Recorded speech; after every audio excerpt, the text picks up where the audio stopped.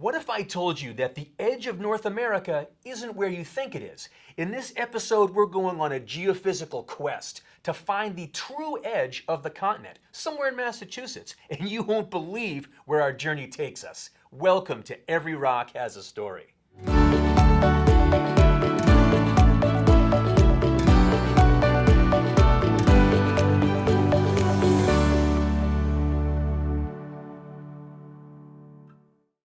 Hi, my name is Louisa and this is the rock of the day.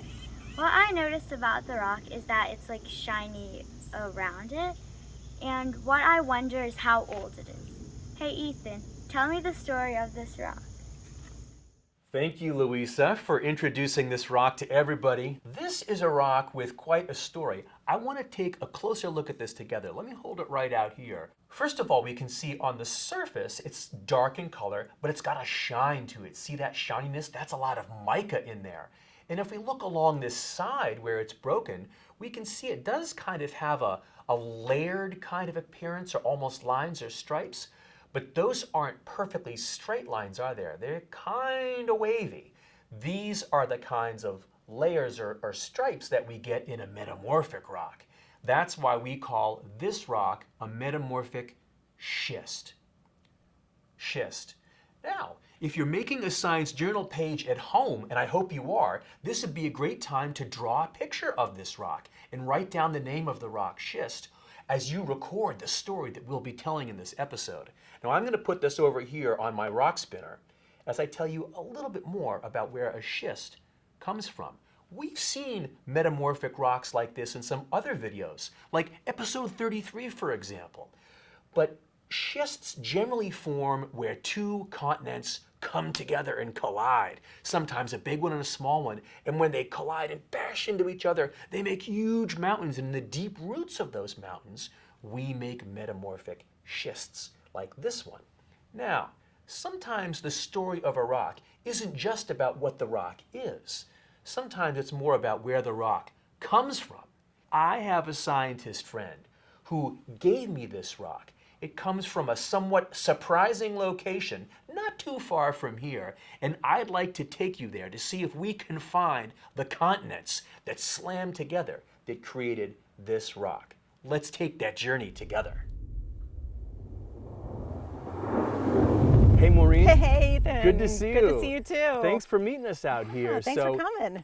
Everybody, we are with Maureen Long. Maureen is a professor at Yale University, and Maureen is also the chair of the Department of Earth and Planetary Sciences. I know you know this rock. We were looking at it back in this studio. We agreed that it's probably metamorphic. It looks like a schist. It's got some interesting markings on there. And I know you can tell us more about that here. Yeah. And tell our viewers where we are. So where are we? Yeah. So right now we are in Shelburne Falls, Massachusetts, out in western Massachusetts, from pretty close to where that rock was collected. All right. Yeah. And what are you doing out here? Well, what's your stuff? How about this? Let's walk a little bit and I'm going to show you what we're doing. Come on. All right, let's do it. So we've come out here, everybody, to central Massachusetts to see the kit that Maureen has set up. And it looks like this is it. What are we looking at here, Maureen? Yeah, what is this stuff? So this is a seismometer. What this does is this is an instrument that records ground motion from earthquakes all over the world, and then we can use the data collected by this instrument to study the deep structure of the crust and mantle here beneath central Massachusetts. One of the things that we can do with these instruments is we can use the waves that are passing through the crust and mantle to make images of the crust and mantle. It's almost like when you go to the doctor and you get an X-ray or a CT scan of the interior of your body. Yep. I want to think about coming back to this rock. This rock. So why are we here in central Massachusetts doing this? Yeah. Well, I'm going to actually ask you a question, Ethan. Yeah. Where do you think is the edge of North America? Now that sounds like a trick question. It is a little bit of a trick question. And I think I know where you're going with this. Yeah.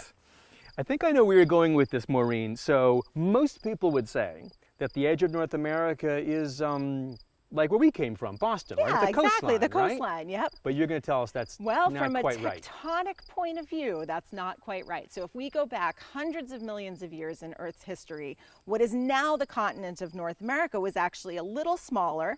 There was an ancient continent known as Laurentia, which is kind of now the core of North America. And during the time when the Appalachian Mountains were being built, there were several microcontinents that were getting kind of slammed onto the side of Laurentia, onto the side of North America, kind of growing the continent. That's exactly right.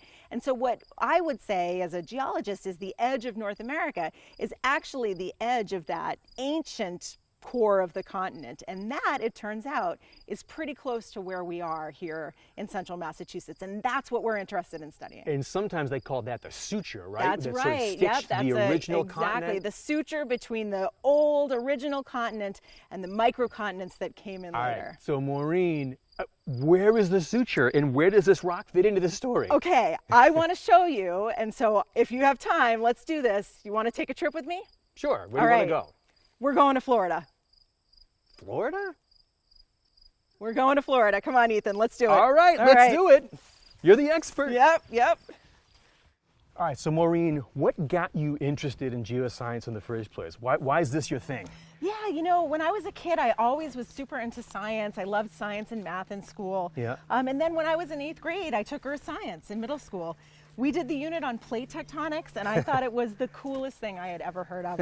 I was hooked. I said, that's what I want to be when I grow up. So 8th grade plate tectonics is what locked you in. Wow. Yep. And now you're a professor and chair of the department at Yale. There you go. Wow, that's a great story. Let's check out these All right, rocks. Sounds good. I guess this is Florida, huh? Yep, that's right. I promised to take you to Florida, and here we are. I think I see what you did there, but now that we're here, it's been about 1.5 miles that we've been hiking through this lovely forest, down to this beautiful stream in Florida, Massachusetts, to this spot. Now, you promised you would tell us what the deal is with this rock, and you told us you would show us the edge of North America. Ethan, it is right here. We actually just walked over it. Yep, that's right. So right here where we're standing, these rocks are called the row schist. That's what you're holding in your hand. This is the real North America. These rocks right over here, these are from one of these accreted microcontinents that came in. So right here, this is the edge of North America. So we just walked from the east across these microcontinents that added on North America, and we just walked onto, finally, the real North America. And that's what this rock is. And that's what this rock is. Yep, that's the row schist. I love it. What's cool, we can see the edge of North America right here at the surface. Right. But we're using our seismic data that we're collecting to try to image and understand what that edge of North America looks like deep underground, deep in the crust in the upper mantle. I got it. So that's what those seismic x-rays are all about. That's exactly it. So we're trying to find this down in the crust. Yeah, you know, it's interesting. When you look at a map, you're not going to see like a line for the edge of North America here. That's right. So a geologist can really see things in the land surface and deep below the land surface that most of us can't see without asking those questions. That's exactly it. And you know what's really cool? This is a place where you can put one hand on these accreted terrains and one hand on the real North America here. So look at that. Yeah. There's not too many places on the planet where you can be standing or having your hand on one continent and be touching another continental mass all at the same time. It's pretty cool. Maureen, thank you so much. Oh yeah, absolutely. It's been great to have you out here. We've learned so much from you on Every Rock Has a Story. We got to do this again. Sounds good. All right. We'll see you guys soon. Wow.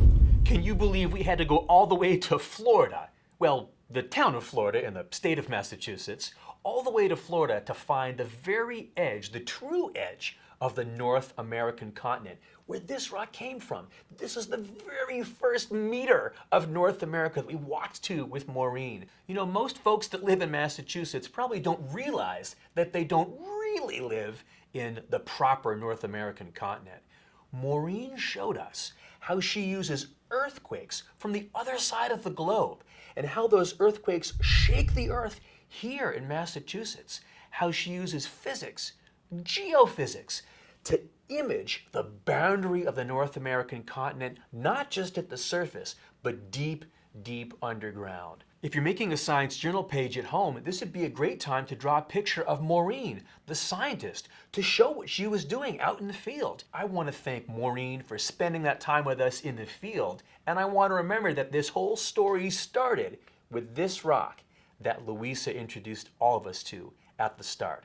I hope you enjoyed this episode of Every Rock Has a Story, and I want to see you at our next episode soon. Bye-bye.